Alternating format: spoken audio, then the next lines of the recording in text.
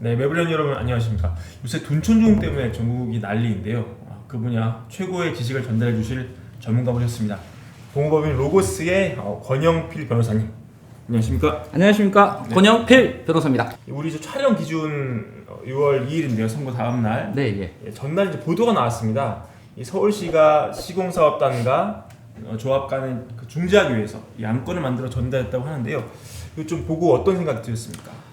뭐 결론부터 말하면 조합 너희는 손 떼라. 손 떼라. 이 뭐 제가 너무 쉬운 말로 말씀을 드리지만 사실상 서울시에서는 자신들이 지정한 시행업체 즉 SH나 LH에 이 사업을 맡길 테니까 조합 너희들은 손을 떼라 라고 지금 중재 공고안이 들어간 상태입니다. 가장 큰 이슈고요. 사실 서울시에서 이렇게 할 수 있는 것은 도정법 28조 1항에 있어요. 28조 1항에 시장 군수 등은 각호 상황이 발생을 하면은 조합을 대신해서 시행사를 지정할 수 있다라고 규정돼 있고 그 각호 사유라는 것은 조합이 시행하는 정비 사업이 계속 추진하기가 어렵다고 인정되는 경우 또는 조합에서 과반수 이상을 의결한 경우에는 조합을 대신해서 SH나 LH 등의 사업을 대신 맡길 수 있다라고 규정되어 있고 이 규정을 가지고 이제 조합 너희들이 원하는 거 시공사한테 원하는 거 그거 다 들어줄게. 뭐 조합이 원하는 것은 도급 계약을 해달라 그리고 최고급 마감재를 해달라라고 하는 건 우리가 다 들어줄게. 대신 이 시행 이 사업을 그냥 SH에 맡겨라고 하고 이제 시공단한테도 야 너희들이 원하는 것은 들어줄게. 다만 그것은 SH, LH가 결정을 할 거야 라고 말을 하고 있습니다. 여기서 전제 조건은 지금 조합하고 시공단하고 소송을 하고 있잖아요. 네. 이게 증액계약 무효 확인 소송인데 이 소송을 취하해라 조합한테는. 그리고 조합이 가장 중요하게 그러니까 증액 의결이 무효라고 주장하는 가장 중요한 것이 한국감정원에서 공사비 검증을 하지 않았다. 그렇기 때문에 무효다라고 주장하는데 야 검증 절차 다 진행해.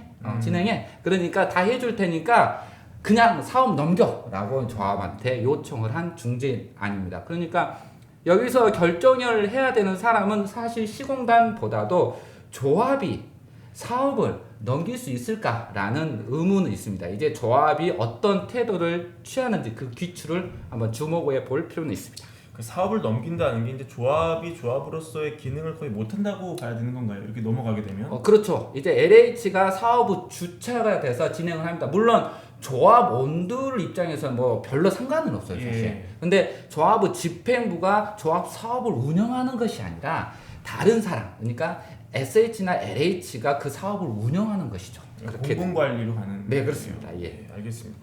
자, 이제 아시는 분은 아시겠지만 좀 둔촌주공이 잘 나가다 왜 이렇게 됐는지 궁금해하시는 분들이 많거든요. 네, 예. 도대체 뭐가 어디서부터 잘못됐길래 이 소송전으로 가고 공사가 멀쩡히 대동 공사가 중지가 됐는지 어떻게 그것은 사실 좀 어려운 부분입니다. 이게 간단히 이제 설명은 좀 어려운 상황이 발생을 했는데 간단히 보면은 공사비 증액 의결이 됐어요. 공사비 증액 의결이 됐는데 그 공사비 증액에 대해서 인정하지 못하겠다라고 조합이 말을 하는 거예요. 그렇죠. 그러면 너무 뜬금없잖아요. 자기들이 과반수 이상 의결을 해서 증액 의결을 했는데 왜 하지 않겠냐? 그 근본적인 이면에는 제가 이제 뉴스에서 확인한 바로는 증액 의결을 할 당시에 재건축, 재개발에서 그 사업을 유지하기 위해서는 사업을 진행하기 위해서는 공사비 증액이 필수적인 절차예요. 근데 사실 시공단에서도 공사비 증액에 대해서 부담을 하고 싶지 않고 그렇다고 조합원들도 야 그래도 우리가 사업하는 주체인데 내가 물건 파는 주체인데 왜 내가 사업비 부담을 더 해야 돼? 라고 생각하는 거죠. 그때 당시에 들은 바로는 분양가를 3,500만 원 정도 해서 허브에서 보정을 받을 수 있다라고 지금 생각을 하고 증액 의결이 된 것 같아요. 네. 근데 허브에서 분양가를 3천만 원 정도 2,970만 원으로 해라 라고 하면서 이제 그러면 그 평당 500만 원 그 수준은 누가 부담할 것인가. 근데 중요한 것은 공사비 증액 의결은 돼버렸고 결국 조합이 이제 부담할 수밖에 없는 그런 상황이 발생을 하게 된 거죠. 지금 발등에 불이 떨어진 게 우리 8월에 사업비 7천억 만기가 온다고 그래요, 대출이. 근데 시공사가 이 증액 계약이 이미 무효가 된 마당에 보증을 안 서겠다 그러고 대주단은 이게 없으면 연장을 안 해준다고. 이 경우 이제 시공사하고 대의 변제를 한 다음에 조합에 구상권을 청구할 수 있다고 하는데요. 이거 어떻게 되는 건지요? 구상권을 청구를 하죠. 구상권 청구를 하고 당연히 조합이 지급하지 않으면 이제 소송에 들어가겠죠. 구상권 청구 소송. 이 소송과 더불어서 공사비 청구도 같이 들어갈 것 같아요. 근데 현실적으로 조합이 낼 수 있는 여력이 없는 거죠. 그래 없죠. 그러면 이제 조합의 1심 판결이 끝나면 이제 조합의 재산의 집행이 들어가겠죠. 그 판결을 가지고 많은 일반인들이 오해하는 게 뭐냐면 대법원까지 확정 판결이 되어야만 비로소 상대방의 재산의 집행을 들어갈 수 있다라고 생각을 하는데 생각할 것 같아요.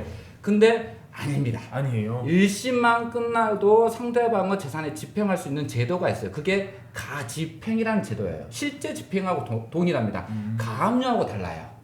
그렇기 때문에 가집행을 통해서 조합의 재산, 현재 조합의 재산은 딱 하나죠. 둔촌주공의 토지 그리고 건물, 거기에 경매 절차가 들어가게 될 것입니다. 네. 관련해서 지금 우리 시공사가 대문짝만하게 써붙인 게 이제 유치권, 유치권 행사죠. 이 유치권이라는 게 어떤 것인지, 그리고 이제 유치권 때문에 어떤 일이 발생할 수 있는지 궁금하네요.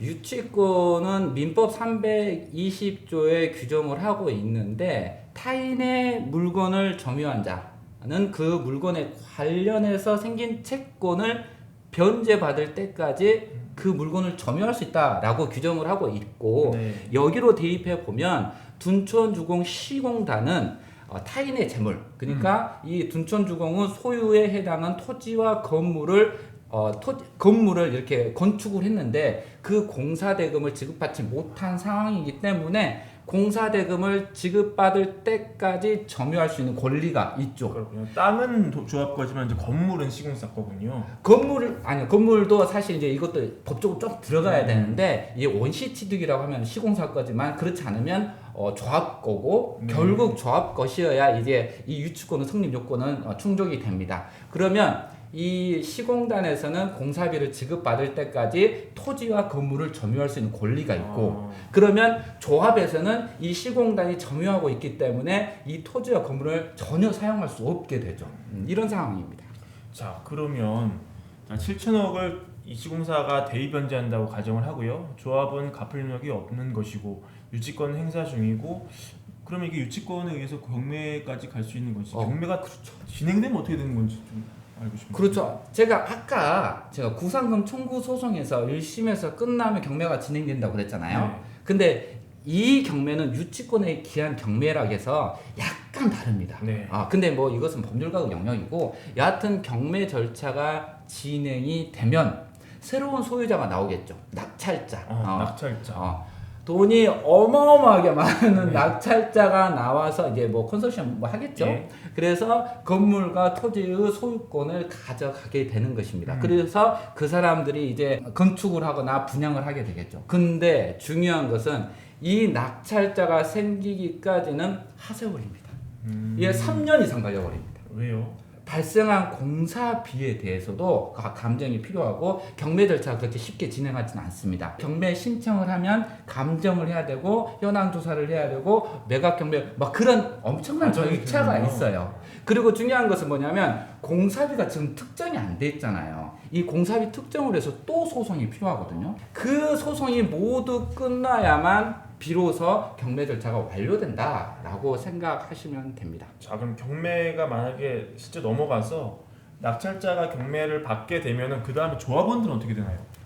조합원들은 재산을 잃게 되죠. 잃게 되나요? 하나도 없죠. 하나도 없나요? 그렇죠. 아니 그 경매하면 경매 배당 뭐 이런 게 있잖아요. 그렇죠. 근데 그 배당은 사실 경매 절차가 유치권에 기한 경매는 공사 대금을 받기 위한 경매 아니겠습니까? 그러면 시공사가 지금 투입한 공사 대금 구상금만 7천억인데 그 이외에 또 추가된 공사금까지 하면은 몇 조 정도 되거든요. 과연 이 낙찰 대금에서 시공사 공사 대금을 다 완부를 할 수 있을지 약간 의문이에요.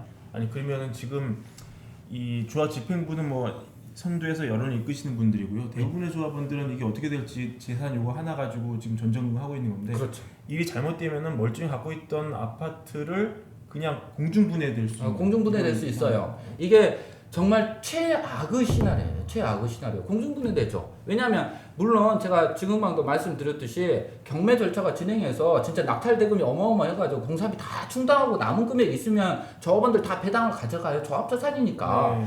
근데 그 금액이 어느 정도 남을까 약간 저는 의문이에요.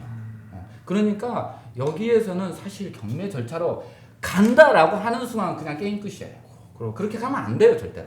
이제 조합 이 얘기를 좀 들어보면요, 그 아까 말씀하신 증액 네. 사인 네. 할 때 이 공교롭게도 이 조합장 해임이 발의된 날에 이제 이분이 시공사 사업단 사무실 가서 사인을 했다는 거예요. 네, 그래서 이 조합 지금 집행부 입장에서는 그게 좀 너무 석연치 않다. 법률적으로 좀 문제가 있는 게 아니냐 이런 주장도 했었는데 이건 좀 법률적으로 어떻습니까? 법률적으로 이것은 해임이 예측되는 것과 해임이 된 것은 천지 차이예요. 발의되고 소집 통지가 되고 총회가 개최되고 의결이 돼야 되거든요. 사실 의결이 되어야만 비로소 조합장이 해임된 것입니다. 그렇기 때문에 해임이 발의됐다라는 이유만으로 조합장이 행위한 것에 대해서 뭔가 문제가 있다. 물론 도덕적으로 문제는 있죠. 근데 중요한 것은 그것에 대해서 법적으로 하등의 문제가 없다는 거예요. 하나만 더 말씀드리는 뭐냐면 지금 그게 중요한 게 아니라 네. 조합장은 집행기관에 불과해요. 이게 무슨 뜻이냐면 조합장은 자기 마음대로 할 권한이 그렇게 많지 않아요. 특히 증액에 관련해서 자기 마음대로 쓸 수가 없다라는 거예요. 그러면 증액 의결이 된 것에 대해서 집행한 것에 불과한데 집행한 것이 잘못됐다. 이건 법적으로 전혀 맞지 않은 말입니다. 전혀 맞지 않은. 그러니까 당시 조합장은 이제 권한이 있는 자로서 이제 권한이 있는 사인한 거군요. 그러니까 집행기구로서 집행기관으로서 그냥 사인한 것에 불과하지 조합장의 그 재량에 의해서 뭔가 새로운 법률적 효력을 발생시키는 그런 것은 하진 않았다라는 거예요. 그러니까 그 뒷단에 이제 총회 결과라든지 그걸 이제 뒷받침하는 어떤 그런 절차들이 충분히 있었다는 얘기군요. 그렇죠. 총회 의결이 있었기 때문에 조합장은 그것에 사인할 수 있는 권리가 있고 그건 의무입니다. 그렇기 때문에 이 해임이 예측돼 그건 중요하잖아. 이미 총회 의결이 됐다. 그래서 집행을 했다라는 것이 중요하지. 물론 해임 의결이 된 다음에는 대부분 판례에서는 해임 의결되는 순간 직무가 정지된다고 해요. 그러면 해임 의결 이후에 사인을 하면 이건 무효예요. 네. 이 사인은. 근데 발의만 된 상태에서 사인을 했기 때문에 전혀 문제가 없습니다.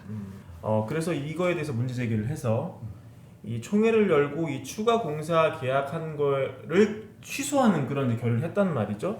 그래서 시공사는 그렇기 때문에 우리는 이제 공사를 할 명분이 없고 그래서 공사를 중단을 했고, 그래서 이게 다시 다시 이제 총회를 열어서 이거를 뒤엎지 않으면 다시 공사 안 하겠다고 뭐 이렇게 얘기를 하고 있어요. 그래서 언뜻 보면은 이제 둘 간 합의 영역이 좀 없어 보이기도 하는데 어떻게 보십니까? 이것은 이제 일반인이 주장하는 이야기입니다. 이제 총회 증액 의결에 대해서 취소한 의결이 됐기 때문에 증액 계약은 무효다.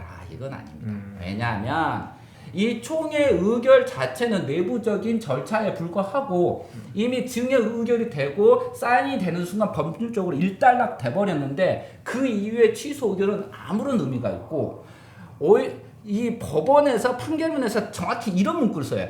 내부적인 의사 결정에 불과하기 때문에 제3자의 계약에는 전혀 영향이 없다라고 말을 하고 있죠. 그렇군요.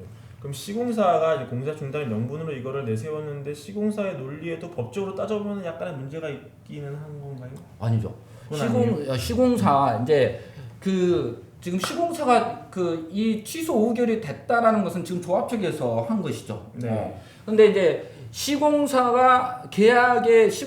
변경 계약에 문제가 있다라는 것은 이제 증액 의결에 대해서 이제 문제를 삼고 있는 거예요, 사실. 그러니까 제가 지금 말씀드렸듯이 이제 사인까지 해버렸으면 이제 더 이상 취소 의결이나 그건 상관이 없는데 그렇기 때문에 현재 진행하는 소송 자체가 변경 계약 무효 확인 소송이고 가장 큰 쟁점이 증액 의결이거든요. 증액 의결인데 여기에서 뭐 한 가지 좀 가장 중요한 쟁점이 하나가 뭐냐면 제가 이제 직접 담당하진 않았지만 서울시의 정비 사업 코디네이터 그리고 시공단 그리고 조합 이 3자 간의 대화를 한 녹취록을 봤어요. 네.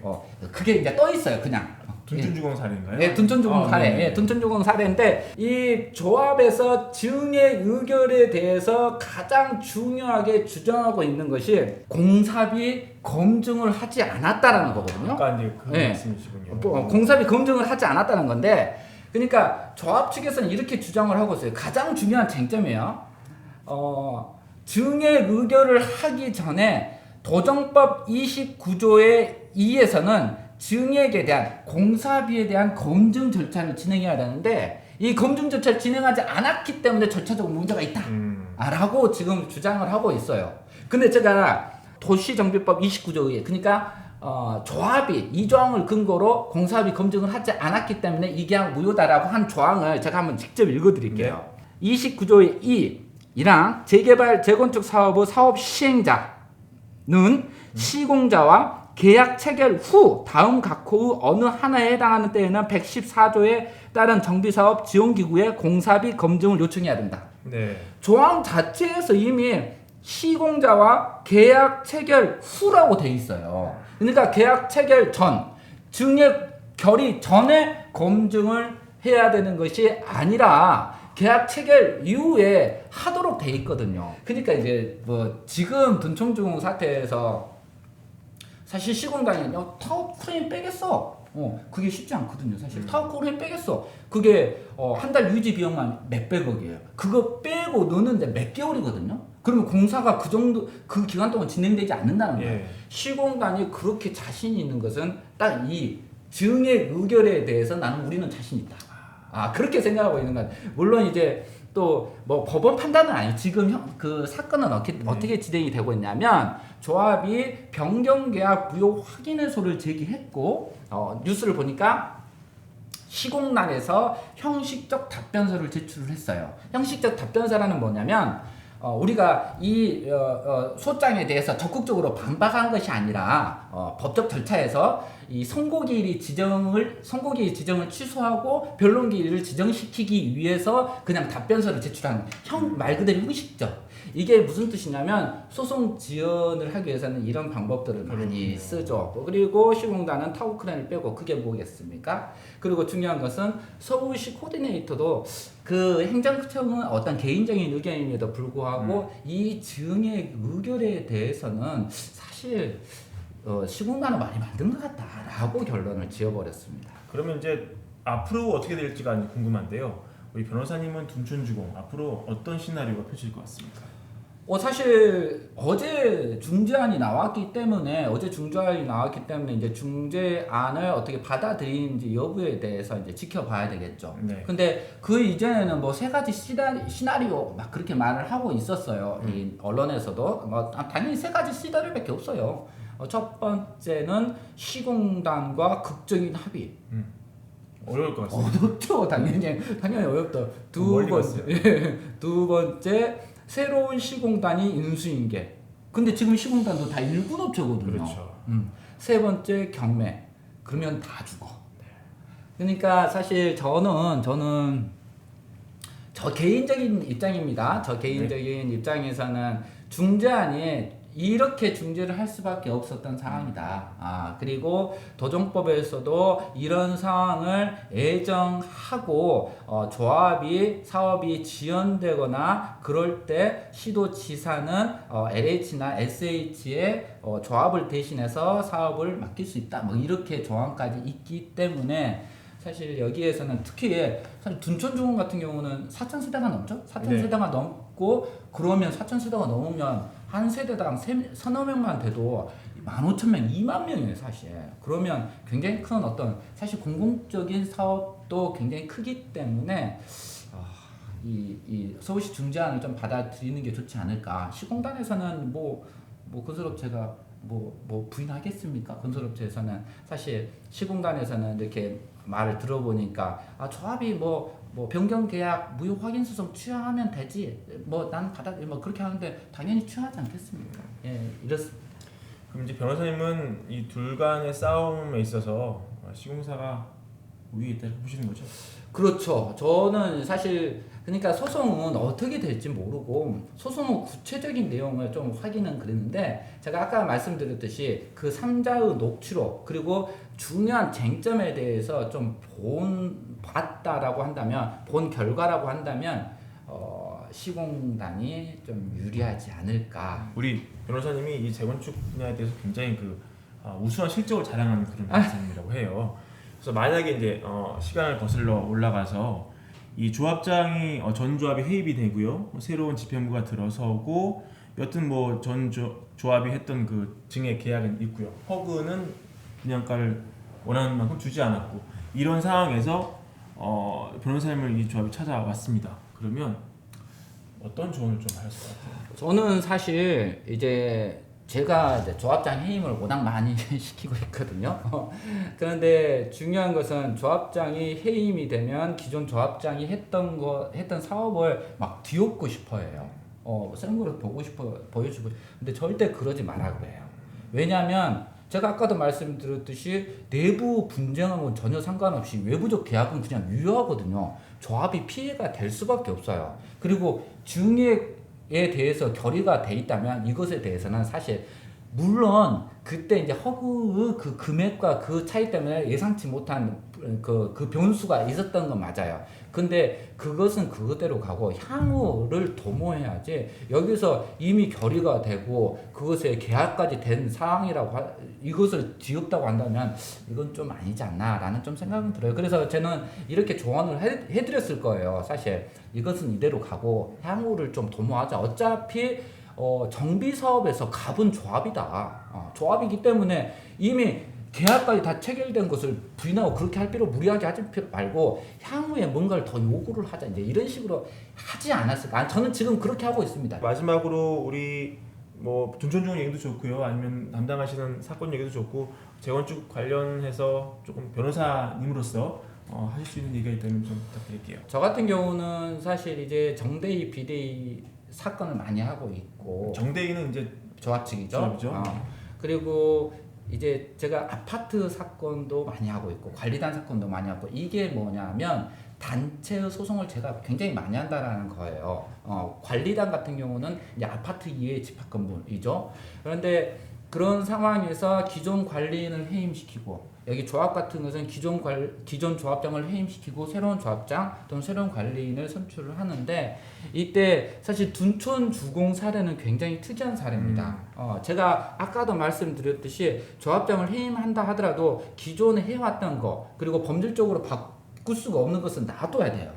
놔둬야 되는데 둔촌주공은 이걸 놔두지 못하고 이 기존 상태를 변경하려니까 이런 상황이 발생했어요. 그러니까 이제 조합장 해임에 굉장히 부담이 생긴 거죠. 근데 그런다고 이제 뭐 사업이 진행이 좀 부진하면 조합장 해임을 시키는 데 있어서 조합 측에서는 사업이 진행이 지지부진된다. 특히 둔촌주공 봐라. 그렇게 하는데 이런 경우는 극히 드물고 사실 조합장한테 문제가 있다면 해임을 시키고 새로 선임해서 가는 것이 오히려 옳은 방법이다. 저 같은 경우는 한 3개월이면 그 연결을 시켜버리거든요. 둔촌주공은 굉장히 특이한 사례다라고 좀 말씀을 드리고 싶네요.